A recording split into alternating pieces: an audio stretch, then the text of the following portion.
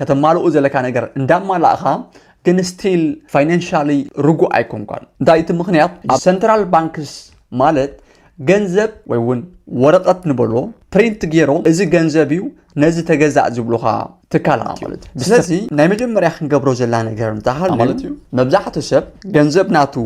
ኣብ ባንኪ ክቐምጦ ከሎ ባንኪ ከዓ ነቲ ገንዘብ ናቱ ተቐቢሉ ዘቐምጠሉ እዩ ዝመስሎ 950 እቲ ካልእ ባንኪ ምስ ተቐበለ ከዓ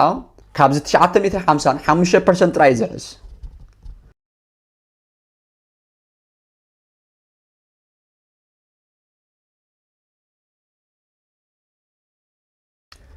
ሰላም ጥዕና ሃበለይ ከመይ ትኾኑ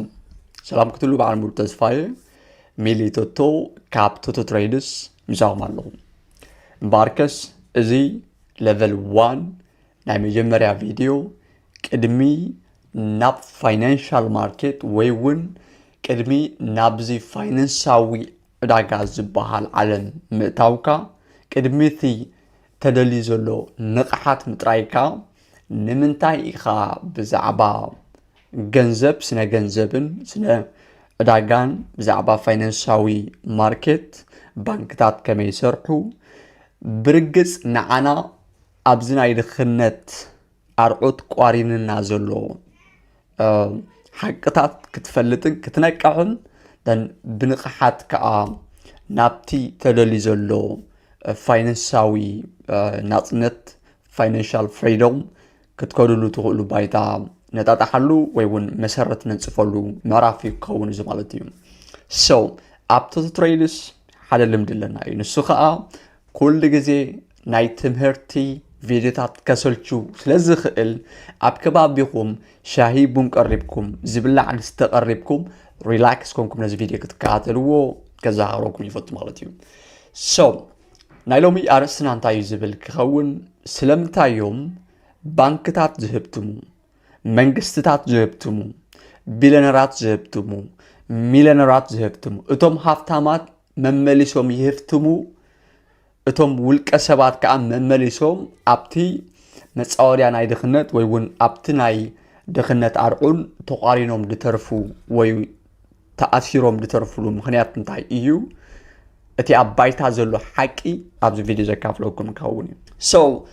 መጀመርያ ስለምንታይ እዮም መብዛሕትኦም ሰባት ኣንጊሆም ይትንሱ እዮም ጠንኪሮም ይሰርሑ እዮም ገንዘብ የዋህሉሉ እዮም ወይ እውን ገንዘብ ተዋህሉሉ ኢኹም ሰናይ ምግባርን ነውርን ባህልን ክብርን ተፈላለዩ ኢኹም ኣን ኩሉ ነገር ብዝተኻለኩም መጠን ትክክለኛ ዝኾነ ህይወት እዮም ትነብሩ ግን ፋይናንሻል ፍሪደም ዝበሃል ነገር የለን ኣን ፋይናንሻል ናጽነት ወይ እውን ልዕሊ ኩሉ ፋይናንሻል ናጽነት ክብል ከለኹ ወዲ ሰብ ነቲ ንሱ ክመስሎ ዝደሊ ኩሉ ሰብ ኣብ ውሽጡ ካልኣይ መንነት ኣለዎ እዩ ንሱ ከዓ እንታይ እዩ ኣነ እዚ መንነት እዚ ክኸውን እዩ ዝግባኣኒ ዝብሎ ካልእ መንነት ኣለዎ እዩ ነዚ መንነት እዚ ጋህዲ ንምግባር ኢና ንዛረብ ዘለና ግን ነዚ መንነት ናትካ ኣይበፃሕኻዮን ዘለኻ እዚ ኩሉ ትክክል ዝበሃል ወይ እውን እቲ ዘምፀና ሕብረተሰብ ትክክል እንዳበለ ከመሓላልፈልና ዝፀርሐ ኩሉ ከተማልኡ ዘለካ ነገር እንዳማላእኻ ግን ስቲል ፋይናንሻሊ ርጉእ ኣይኮንካን ፋይናንሻል ናጽነት የብልካን እዩ ሶ እንታይ እቲ ምኽንያት ኣብዚ ቪድዮ ክንዘራረብሉ ኢና ናብቲ ቀጻሊ ገጽ ክወስደኩም እዩ ማለት እዩ መጀመርያ ሰንትራል ባንክስ ዝበሃሉ ሰንትራል ባንክስ ክንብል ከለና ወዲ ሰብ ማይ ኣየርን ናይ ህይወት ጉዳይ እዩ ማይ የድልዮ እዩ ኣየር የድልዮ እዩ ምግቢ እውን ተመሳሳሊ ግን ሓደ ኦክሲጅን ጌርኩም ትሰድዎ ሰንትራል ባንክ ማለት ወዲ ሰብ ንዝሓለፈ ኣሽሓት ዓመታት ካሃንጾ ንዝፀንሐ ስልጣነ ወይ ከዓ ዕብየታት ከም ኣየር ዘገድሱ ከም ኣየር ከዓ ከይተንፈስካዮም ወይ ከዓ ብሂወትካ ከይኣተው ከቋርፁ ዘይክእሉ ዓይነት ትካላት እዮም ሕጂ ሰንትራል ባንክስ ማለት ገንዘብ ወይ እውን ወረቐት ንበሎ ፕሪንት ገይሮም እዚ ገንዘብ እዩ ነዚ ተገዛእ ዝብሉኻ ትካላት እዮም ብዝተፈላለየ መንገዱ ብዝተፈላለየ ኣመጻጽኣ ማለት እዩ ስለዚ ናይ መጀመርያ ክንገብሮ ዘለና ነገር እንተሃልዩ ባንኪ ከመይ እዩ ዝሰርሕ ገንዘብካ ኣብ ባንኪ ከተቐምጦ ከለኻ እንታይ እዩ ዝኸውን ምፍላጥ ቀዳማይ ስጉምቲ እዩ እቲ ሓቂ ጥራይ ምፍላጥ ናብቲ ዝድለ ንቕሓት ክወስደካ እዩ ዝድለ ንቕሓት ናብቲ ዝድለ نسخة كتكونو تدوليو كبصحكا خلي مالتي اجي مبزحتنا ابزي تكست كم تريو زلهم وين ابزي صحف كم تريو زلا مالتي مبزحت سب ገንዘብ ናቱ ኣብ ባንኪ ክቐምጦ ከሎ ባንኪ ከዓ ነቲ ገንዘብ ናቱ ተቐቢሉ ዘቐምጠሉ እዩ ዝመስሎ ሄይ ገንዘብ ናትካስ ሰረቕቲ ከይሰርቁኻ እሞ ንሕና ተቐቢልና ከነቐምጠልካ ዝብሎ ዘሎ እዩ ዝመስሎ ግን ሰንትራል ባንክስ ኣብዚ ፋይናንሳዊ ዕዳጋ ልክዕ ከም ኣየር እዮም ንዓኻ ወይ እውን ነዚ ስልጣን ናይ ወዲ ሰብ ልክዕ ከም ኣየር እዮም ኮንትሮል ገይሮም ዘሎ ንገንዘብ ኮንትሮል ምግባር ማለት ንማይን ኣየርን ኮንትሮል ከም ምግባር እዩ ሓይሊ ዘለዎ ዳስ ዋይና ግዴታ ድኾነና ዘሎ ብዛዕባ ኣቶም ምፍላጥ ብዛዕባ ባንኪ ምዝራብ ማለት እዩ ሶ ኣብዚ ከም ትሪእዎ ዘለኹም ኣብነት ክንወስድ ኢና ሎሚ ብ$1,000 ኢና ክንዛረብ ንኣብነት ንስኻ ወይ ንስኺ $1,000 أقميتك نبل. So إذا $1,000 دما أبانكي تعاطيات نبريز مثلك. برجس ون كمويو. حكنا مزرعنا بكبابي كاب 7 كسب 8% تكون حزبناتنا ناي بانك تتكامي يكون أورجينالي أنت لا ترينا يا مالتي. تتخيلني ناتنا مسرت ناي حزب ترينا مالتي. تند حريز تسجل جزء الحزبي كتري يقول لها أوكي كل شيء بانك تتكامي يكون غالي. هجي كاب كم زي استلا على $1,000 كتقمت كلها تا $1,000 تعاصيا تنبريز مثلك ግን ተሓቂቆም ይኮን ባንክታት መጀመርያ ሕግታት ኣለዎም ገንዘብ ክቅበሉኻ ሁሉ ንሁሉ ገንዘብ ናትካ ሴቭ ናይ ምግባር ግዴታ የብሎም ኣን ገንዘብ ዝኣኸብካዮም ከዓ ሙሉ ብሙሉ ይቕምጡልካ ማለት ኣይኮነን ደን ከምንታይም ዝገብሩ ባንክታት ካብ 1 ክሳብ 5 ተበዚሑ ክሳብ 10% ካብቲ ገንዘብ ናትካ ጥራዮም ኣብ ባንክ ዝቕምጥዎ attention guys ኣጋልቦ ክትቡን ኢኹም ካብ 1 ክሳብ 10% ጥራዮም ኣብ ባንክ ዝቕምጥዎ መብዛሕትኦም ባንክታት 5% ናይ ገንዘብካ ጥራዮም ኣብ ናትካ ካዝና ዝቕምጥዎ ዝተረፈ ገንዘብ ናትካ ኣውቶማቲካሊ ሴቭ ምስ ገበርካዮ ወይ እውን ኣውቶማቲካሊ ካብቲ ናትካ ካምፓኒ ምስተኸፈለካ ንበል then 5% ጥራዮም ሪዘርቭ ዝገብርዎ ካለ ኣውቶማቲካሊ ብልቓሕ መልክዕ ካብ ናትካ ኣካውንት ይወፅእ እዩ كما يدسرح كنرينا مالتي so قصيلنا ابزي بقلص يجرى زرداكم كوني انتاينا خرداكم بزعبا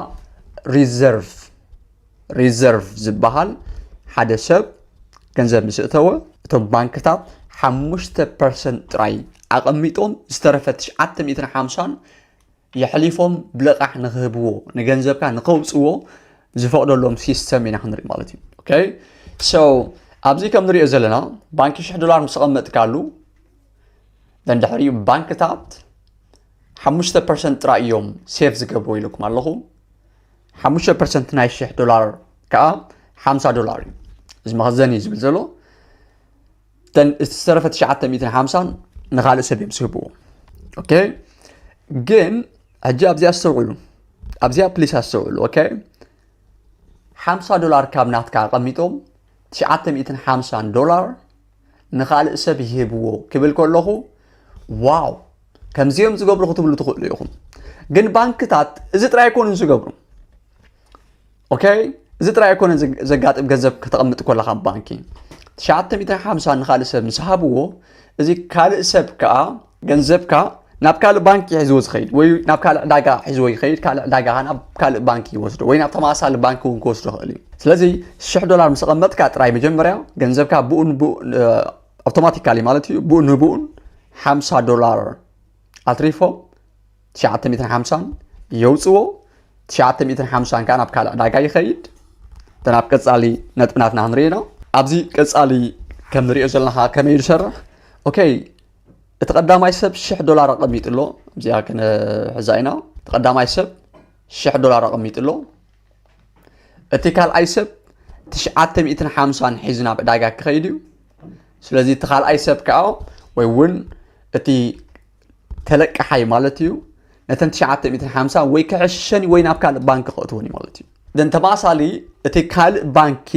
بتزار من قد يكون اوتوماتيك ديجيتال جنزب سلان نتكلم ناب بانكي زاتو ببانكي مسرت زردعكم كوني 950 اتي كالو بانكي مستقبل غا كابز 950 5% رايزحس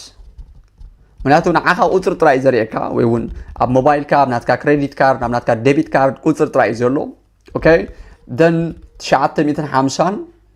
5% ጥራይ ሴቭ ገይሮም ደን ዝተረፈ ንኻልእ ሰብ የለቅሕዎ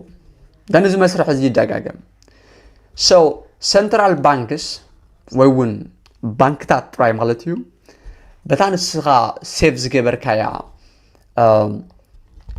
$1,000 ኣብ ዓመት $20,000 ገንዘብ የለቅሑ ብኸመይ ተልካኒ ተመሳሳሊ ፕሮሰስ እዩ ሓደ 950 ይቕምጥ 5% ሴቭ ገይሮም ንኻልእ የለቅሕዎ እቲ ሓደ ዝልቅሕ ዘሎ ከዓ ሴቭ ይገብሮ ባንኪ 5% ኣለቂሖም ናብ ካልእ 5% ሴቭ ገይሮም ናብ ካልእ የለቅሕዎ ተመሳሳሊ ፕሮሰስ እዩ ዝደጋገም ኢና ንብል ዘለና ማለት እዩ ስለዚ 20,000 ገንዘብ ብ$1,000 ምስ ደፍርዩ ዘለው ትካላት ኢኻ ትጋጠም ዘለኻ ብናትካ $1,000 ደሞዝ ንስኻ ገዛ ክትገዝእ ትሓስብ ኣለኻ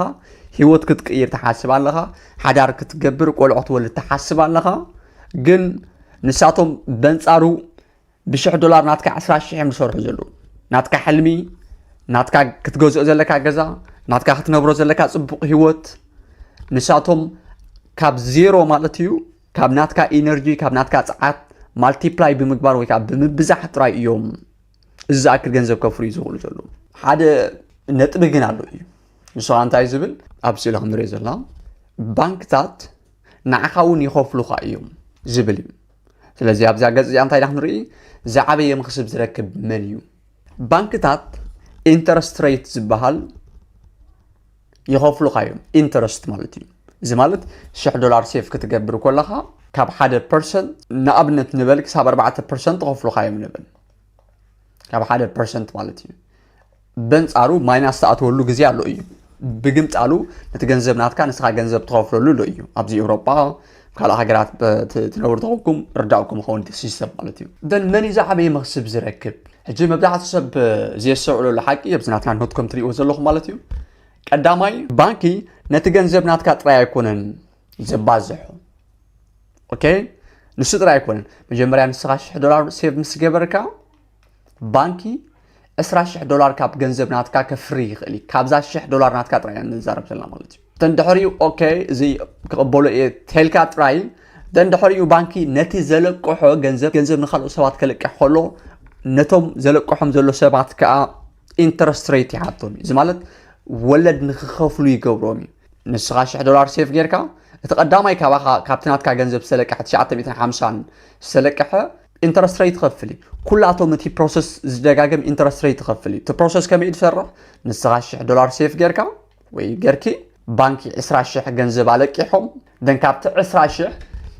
ኢንተረስት ሬት ካብ 4 ክሳብ 5% ምናልባት ክሳብ 10% ዘኽፍሉ ባንክታት ኣለዉ ኦኬ ሶ ሕጂ ኣብዚ ገጽ እዚ ንስኻ ወይ ከዓ ናይ ባንክ ተጠቃማይ ባንክታት ክንወዳድሮም ኢና መጀመርያ ባንክታት ኢለኩም ኣለኹ ካብ ናትካ ገንዘብ ጥራይ $20,000 ሰሪሖም ኣለዉ ንስኻ ከዓ $1,000 ተን ኦሪጂናል ገንዘብ ናትካ ኣለዋ ባንክታት ንዓኻ ወለድ ኢሎም ካብ 1% ክሳብ 2% ክኸፍሉኻ ይኽእሉ እዮም ኦኬ ኣብ ባይታ ዘሎ ሓቂ እዩ $1,000 2% ክሳብ 1% ኣለካ እዩ ባንክታት ካብ ገንዘብካ ካብ 5% ክሳብ 10% ይሰርሑ ለሰይ 1% 2% ኣይኮነን ንበሎ ኦኬ 5% ብዝለዓለ ቁፅሪ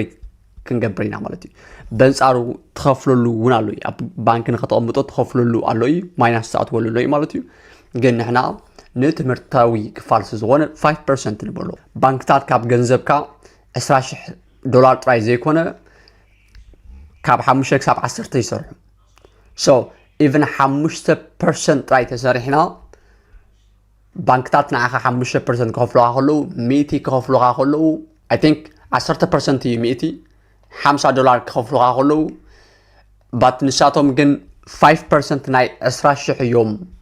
ደኽፍሉ ዘለዉ እዚ ማለት ከዓ $1,000 ክሰርሑ ክኢሎም ኣለዉ ማለት እዩ ብዝተፈላለየ መንገዲ እዚ 20,000 ይኽፈል እዩ ወይ ከዓ ይምለስ እዩ ዝብል ኢኮኖሚካዊ ወይ ከዓ ስነ ቁጠባ ዝበሃል ዓውዲ ንዓይ ክምድረለይ ይኽእል እዩ ወይ ክምክተካ ይኽብለኒ ይኽእል እዩ ባትኮም ይኮነን ዝሰርሕ እዚ 20,000 እዚ ፎር ፋክት እቲ ሓቅን ጥራይ እንተዳ ተሪእናዮ ማለት እዩ ካብ ዝኾነ ፖለቲካል ፕሮፓጋንዳታት ወፃኢ ኮይና ተሪእናዮ እዚ 20,000 ኣይምለስን እቲ 20,000 ዝምለስ ዝኸውን ነይሩ ናይ ኣሜሪካ ባንክ 38 ትሪልዮን ልቃሕ ክህልዎ ይምኽኣለን መዓስ ክምለስ 38 ትሪልዮን ሃፍቲ ናይ ኣሜሪካ ትሕቲ ልቃሕ እዩ ደን ካልእ ብዙሕ ቲዮሪ ክመፅእ ክእል እዩ ባት ኣብ ሪያሊቲ ጥራይ ንዝኣምን ሰብ ግን ባንክታት $20,000 ካብ $1,000 ናትካ ይሰርሑ እዮም ንስኻ ክትገብሮ ዘለካ ነገር እንተሃልዩ ዝገልፀልኩም ክኸውን እዩ ግን ኣብ ኢንተረስት ሬት ጥራይ ኣይኮን መጀመርያ ባንክታት ካባኻ ካብ ገንዘብካ ባንክ ሴፍ ጌርካ ትረኽቦ ንላዕሊ ተረባሕቲ ከም ዝኾን ሪኢና ኣለና ግን ንሱ ጥራይ ኣይኮነን ኣብዚ ዝቕፅል ቪድዮናትና ብዛዕባ ኢንፍሌሽን ዝገልፀልኩም ክኸውን ኢንፍሌሽን እንታይ ማለት እዩ ሓደ ስልጡን ንቑሕ ሕብረተሰብ ክፈልጦ ዘለዎ ሓበሬታ እዩ ኢንፍሌሽን ፀገም ናህሪ ዋጋታት ማለት እዩ እቲ ጥረ ቃል ናይ ትግርኛ ዝቕባበ ዝብል ዝህልዎ ኢንፍሌሽን ከመይ ይሰርሕ ኢንፍሌሽን ባንክታት ሓደ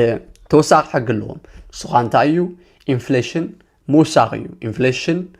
ክውስኽ ከሎን ኢንፍሌሽን ክቕንስ ከሎን ኢንተረስት ሬት ብምንቅስቓስ ዝቋፀርዎ ሲስተም ኣሎ ነቲ ናይ ማርኬት ምንቅስቓስ ዝቋፀርሉ ሓደ ካብቲ ኣካል ናይዚ ቁጠባዊ ዕዳጋ እዩ ካብ ፋይናንሳዊ ዕዳጋ እዩ ሕጂ ኢንፍሌሽን እንታይ ማለት እዩ ገንዘብ ናትካ ካብቲ ዝነበሮ ናይ ምግዛእ ዓቕሙ ክቕንስ ከሎ እዩ ምስ ግዜ እዩ ዝቕንስ ዓመታዊ ኢንፍሌሽን ዓመታዊ ዝቕባበ ዝበሃል ኣሎ ሕጂ ተን ዳሓን ዝበሃል ገንዘብ ዳሓን ዝበሃል ምዕባለ ዳሓን ዝበሃል ናይ ስራሕ ዕድላትን ናይ ቁጠባ ሃዋህው ኣለውን ዝበሃል ሃገራት ካብ 3% ክሳብ 4% ናይ ኢንፍሌሽን ፀገም ኣለውን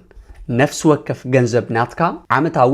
ካብ 3 ክሳብ 4% ናይ ምግዛእ ሓይሉ ናቱ እንዳቐነሰ ይኸይድ ድሕሪ 10 ዓመት ተሪእኻዮ ካብ 30% ክሳብ 4% ይቕንስ ኣሎ ማለት ኦኬ እዚ ኣብዘን ዳሓን ዝበሃል ሃገራት ተሪእናዮ ኢና ንዛረብ ዘለና ወራባውት ኣብ ገለ ሃገራት ውፅእ ኢልና ተሪእናዮ እዚ ካብ ኤውሮጳ ካናዳ ኦር ኣሜሪካ ኦር እዚ ዩሮ ጂቢፒ ዝበሃል ሃገራት ወይ ከዓ ዩኤስዲ ዝጥቀም ሃገራት ውፅእ ኢልና ተሪእናዮ ካብ 7% ክሳብ 200% ዝውስኽ ናይ ኢንፍሌሽን ፀገም ኣሎ እዩ እዚ ማለት ገንዘብ ናትካ ኣብ ውሽጢ ሓደ ዓመት ናይ ምግዛእ ዓቕሙ ሙሉእ ብሙሉእ ክስእን ይኽእል እዩ ንሓደ ነዛ ኣብዚ ስእሊ ትሪእዋ ዘለኹም ናይ ኣስቤዛ መሸቀጢ ካርት ማለት እዩ ኣብዚ ሓለፈ ዓመት እንተ ደኣ ብ$200 ትመልኣ ተነርካ ኣብዚ ዓመት እዚ ነዚኣ ንኽትመልኣ ግን $400 ክሓተካ ኽእል ተመሳሳሊ ንብረት ተመሳሳሊ ኣስቤዛ ኢና ንዛረብ ዘለና ማለት እዚ ኢንፍሌሽን ዝበሃል ስለዚ ገንዘብ ናትካ ኣብዚ ሓለፈ ዓመት ንስኻ እንተ ደኣ $400 ኣቐሚጥካ ተነርካ ኣብ ባንኪ ኣውፂኻ ኣብዚ ሓለፈ ዓመት ነዛ ኣስቤዛ እዚኣ ነዛ ግሮሰሪ እዚኣ ንኽትገብራ $200 ዝሓተካ ተነይሩ ኣብዚ ዓመት እዚ ግን ተን ዝነበራኻ ገንዘብ 400 ኩለን ተጠቂምካ ኢኻ ትመልኣ ገንዘብ ዝልካዕኻ ክንደይ ንብረት ይገዝእ እዩ ዳእምበር ክንደይ ቁፅሪ ኣይኮነን ኦኬ ስለዚ ኢንፍሌሽን እውን ፀላኢኻ እዩ ወይ ከዓ ኣንጻርካ ዝንቀሳቐስ ኣካል ኣሎ እዩ ንስኻ እንተ ደኣ ናብቲ ተደልዩ ዘሎ ንቕሓት ክትጓዓዝ ዘይክኢልካ ወይ ከዓ ክስጉም ዘይክኢልካ ማለት እዩ ስለዚ ኣብ ቀጻሊ ፔጅናትና ወይ ከዓ ኣብ ቀጻሊ ኣርእስትና እንታይ ኢና ክንርኢ ደም ባንክታት ከመይ እዮም ዝሰርሑ ናቶም ዕላማ እንታይ እዩ ኣብዚ ኣለና ክንሪኦ ዘለኹ ሕጂ እቲ ዝዓበየ ትምህርቲ ናትና እዚ እዩ ኣብዚ ናትና ኖትኮም ትሪኦ ዘለኹም ዝዓበየ ኣነ ከመሓላልፎ ደልየ ዘለኹ ኣርእስቲ ምስ ባንኪ ክባእሰኩም ምስ ናትኩም ካምፓኒታት ክባእሰኩም ኦር ፍርሒ ክፈጥረልኩም ኢለ ይኮንኩም ወዲ ሰብ ብንቕሓት ብትርዲእት ዳእምበር ብፍርሒ ንዝኾነ ነገር ፈለው ክገብር ኣለዎ ኢለ ይኮንኩም ዝኣምን ኦኬ ዳስ ዋይ ኢኻ ነዚ ቪድዮ ክትከታተልዎ ከለኹም ሻሂ ቡና በልኩም ሪላክስ ኮንኩም ተኸታተልዎ ዝበልኩም ማለት እዩ ኣብዚኣ ነጥብላትና ናትና ኣብዚኣ ትሪእዋ ዘለኹም እቲ ናይ ፋይናንስ ስርዓት ንተራ ሰባት ንክህብትን ተባሂሉ ይኮነን ተነዲፉ ወይ ከዓ ተሰሪሑ እንታይ እዩ ዕላማ ትቐንዲ ዕላማ እንታይ እዩ ቀንዲ ዕላማ ለንዲንግ እዩ ትቐንዲ ዕላማ ለንዲንግ እዩ ኣብዚኣ ቃልቦትውን ኢኹም እቲ ብሂል ናይ ፋይናንሻል ማርኬት እዩ ሓንቲ ሓሰማ ንሓንቲ ጤል ከምዚ ኢላታ እንታይ ኢላታ እዚ ዋናይ ንዓይ ገይሩ ዘብላዕንስ ግርም እዩ ዝብለኒ دقرب لي مجبخ نجركي كلني كبديك تكوس شاب زدلي زبلة نسوز قرب لي كا زدل أخويو نعطي مبلعي تفارقون يفلتني لا نتعطي المالتي هجي إنسانات على فاينانشال ماركت كتم صوم سلتخ لا يكونن جن مسلاين عندكم so ذات إلنتاي لاتا أي حاسة ما لاتا أتي وانا خزبل عك زلوس كتسب حلو سلزدلي إلاتا دمور بزبل عخي قصري وكا بزبل عخو قصري زيادة بزبل عخو قصري كتجز في إخي بزيادة في قصري خا نسو أبدس بلو نخبل عكي أبدس بلو نخشات أكي دس بلو نخجبركي متشيتي نغتكوني إيو ددالو وكزلو إلاتا مالتي بانكتات تزعبي إعلاماتهم نعاقا أمس أوديان مئتاوي يلقو حقا كريديت كارد يبوها دليت كالناكا قلن خاينا مكينات لكي حاوسر بلها جزات لكي حاوسر بلها نجرت لكي حاوسر بلها أمور داتاقن نعاقا أبتاناتهم مس أوديان مئتاوي أبتاناتهم سيستم كتابتو أمناتهم سيستم ساعتو خاخا كل جزين ناتهم إنرجي ناتهم ساعات نغط كودي نتي نساتهم زلق حقا جنزب نغط مولسو انت رأى نتي نسهم زلق حقا $10 كتملس تخونكا نسها بغلتا $10 يخاور حاو تقوز إركا سر زلك أب داقاتات ويكا أب كامبانيتات مالتيو نساتهم جن بتن السخا تخفلهم $10 تراي at the same time $10 ندا سرقو يوم أنصارك خو عايز ماله سو نسخة تخلل نتناتهم على كي حمقا زلو جنزب نخت ملس بات نساتهم بتجنزب ناتكا جيروم everything ناتقاعد أروي إم تخلو زلو سلست قدام علامة ناي بانكتات زيو سانوس أولمونيات زيو كلاي circulation يو جنزب كاب أتوم حاليفو نابكالوت أكالات ويكان نابكالوت جلسبات نخي كيد هفتي يو شو تاعقات قبرو زلكا بتزوار من قدي بولك سبويكا بولك أكون جاهز بتزوار من قدي تجنزب زرو أب حدا جنريشن ناتكا بحكوها أبوها حلف خليو نصات حلف تخليها دك حلف تخليها but at the same time تجنزب زرو نابت بانك نخملس يمزرليو زخونة ناتكا جنريشن نخوننو أيكون زدليو سلازي نخونه جنريشن ويكا زخونه حدا حبرات السب نايبعلو هافتي نخيطري جنريشنال ويكا زي نولدتا تحلف هافت نخيطري تراي ساعات كون كان نتحلف ويكا انرجي تراي كون كان نتحلف اجيت علامه مالتي كاله تكالاوي عبيتيو تكالاوي عبيت ازبي سئلي كم تريو جلغو اب سكرين مالتيو سلندر زبحال سئلي علنا يو زي سلندرز بحال سئلي حدا نجر مسأتوه بالعلي مسأتوه موصيو جن حدا يو زي نجر زين العالم لا سايكل يو بتاعت خوص تخوينو حدا يو موصيو بانكتات institutional كروز يوم كعبي زرالي مالت كأنتي مالتيو نتوم هافتامات كفتموهم تراي نتوم عبيت تكالات نخعبيوهم تراي نت منجستي نخجبلو ترايهم يسرح مالتي سلازي انت دعا زي اتوم نطبطات انت دعا تحسكايوم سلازي بزم مخنيات نسخه فاينانساوي تمرتي ازيو اگداس مخانو تنقح يغبا مالتي نمنتاي منيات بانكتات لندينج يسرحهم سيركوليشن يسرحهم انتم عبيت كامبانيات نمعباي وكانتم عبيت كالات نمعباي تراي تخوينو دن نسخه كميجا كجزاء نفسها كابتي ناي ولكاوي زبحال أمر ويكا استوهابكا بروباغندا وصيها كم حدا تكالاوي أكال نفسها بوزيشن تكبر وجن قاعد تحس كمهركا سلازخيل ويكا كنكا حكا سلازخيل ويونك تنكح سلازلكا يو مالتي اوكي سو دن أبقص علي نتبناتنا نحلفينا اوكي مجمع راح تقبرو زلكا أبزانت بزي عمرينا جنزبكا نعاخك سرحالكا كخلالو ويون جنزبكا كمي كتنكس عصهم زلكا كتمهار لك تذكرينو جنزبكا نخالو سبات كسرحيو كم زراهم وي جنزب نسخة سيف تقبر نسخة تسعر نسخة سنلاي سنة مقبار تقبر نسخة نقوة تسع بات جنزبكا كمي كم زولد ريهم ويهم كمي كم تسفر ريهم واللهم سلازي بزي مغنياتيو كم حدا حبرتسب كاب 7 كساب 8% بانكي أمر زيبلو حبرتسب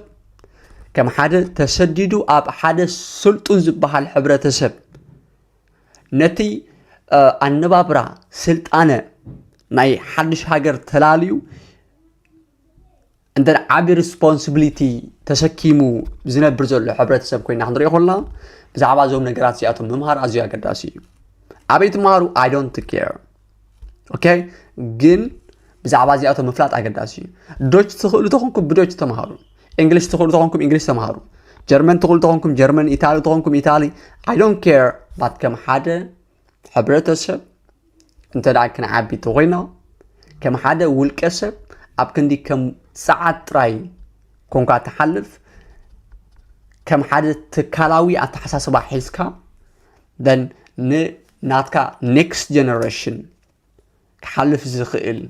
هيوت كان أتصنت كبكا زخيل مستم سلطنات زبان حبرة السبات دحان زبان هيوت كتنبر طوان كاجن زمن تبتازيات ممهار كدليكاي قداماي ناي فاينانس تمرتي كالاي جنزب كمي يسرح investment كمي يسرح كمي يقركا إيخا بانكتات نزوم عبيتي تكالات معباي يسرحهم نتوم هفتامات مهفتام يسرحهم انت دعتيرنا كمي يقركا إيخا نسخا نزوم عبيتي تكالات نفسها بوزيشن تكبر مفلاتيو بزعبا بيزنس كتفلت عليك أسرار حناي بيزنس كتفلت عليك جنزبكا 24 ساعات كم AI وكم chat GPT وينهم يقروهم بصراحة لك كتمهار كتخل عليك بزعبا تريدينج كتمهار عليك كاش فلو اوتوماتيكالي كابت فاينانساوي علاقة زبها الكابتي ناي بانكي مسرع ويكا بانكتات هانيج أمو زلو ناي ودو سبسلت أنا كمي يركا يخا جنزب كتتخل كتمهار كتخل عليك مالتي لارس جنس سلام كتالكم أزيا مسكن تسفال نجزيهم زمتن أزيا قد استمر ترغب كنت تكونوا استمر تقاتلوا نا بارت 2 كنحالفنا مالتي اب بارت 2 زيادة نزحلف 10,000 زأكل عمتات اتوم اندادو خويو زخود زلو حبرة سباتن اتوم